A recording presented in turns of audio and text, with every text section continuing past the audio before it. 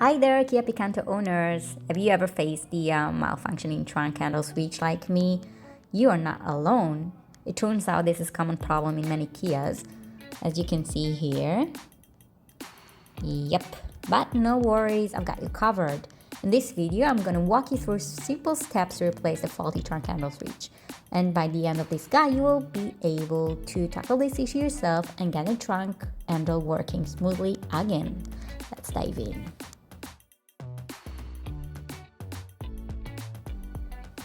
First of all, I want to remove the trunk cover, so you should locate and loosen and remove the screw holding the trunk cover, as you can see here.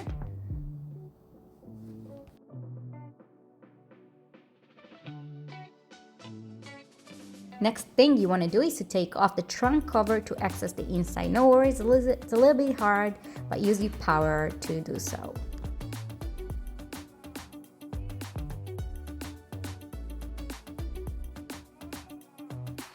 Thing we want to remove the door opener power, but for that we first have to locate the 3 screws that we should open in order to be able to remove the door opener panel. So as you can see in the video, I've pointed on these 3 screws and I'm going to take them out.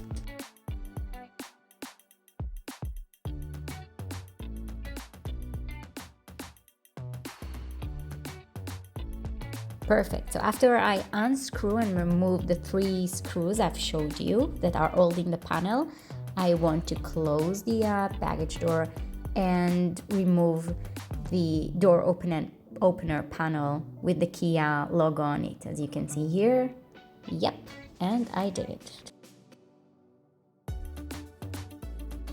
Now the door opener panel is wired, as you can see in the video.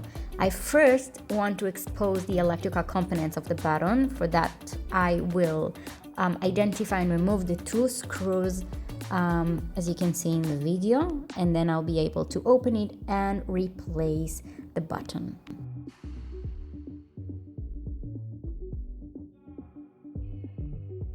Now carefully disconnect the wire from the old button and now replace it with a new switch.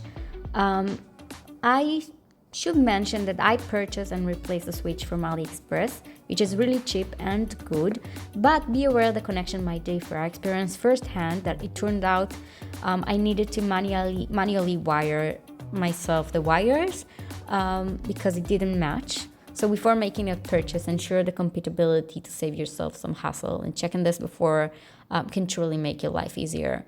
I wouldn't say I worked hard, but I did work more and needed some more tools in order to wire it manually instead of just, assembly 2 things together. So now I replaced the new switch in the door opener panel and I screw again the 2 screws I unscrewed before. So at this point, I place again the door opener panel, as you can see in the video, after I screwed it with the new button. And from the inside, I make sure I have access to the 2 wires that you can see in the video. If you bought a good one, then it will be really easy to assembly. But in my case, as I've said, I've made a mistake in the purchase.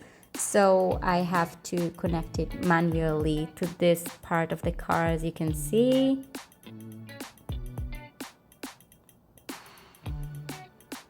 But I'm doing it really safely. No worries.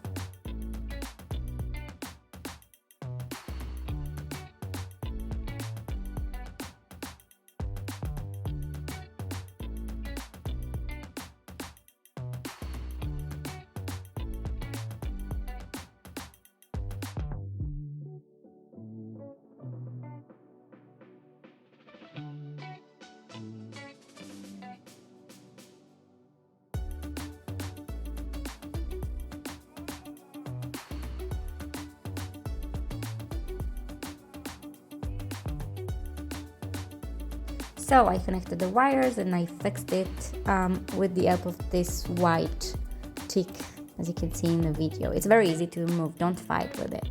Now obviously before reassembling everything and screwing it back together, it's a good idea to test if the new switch is working properly.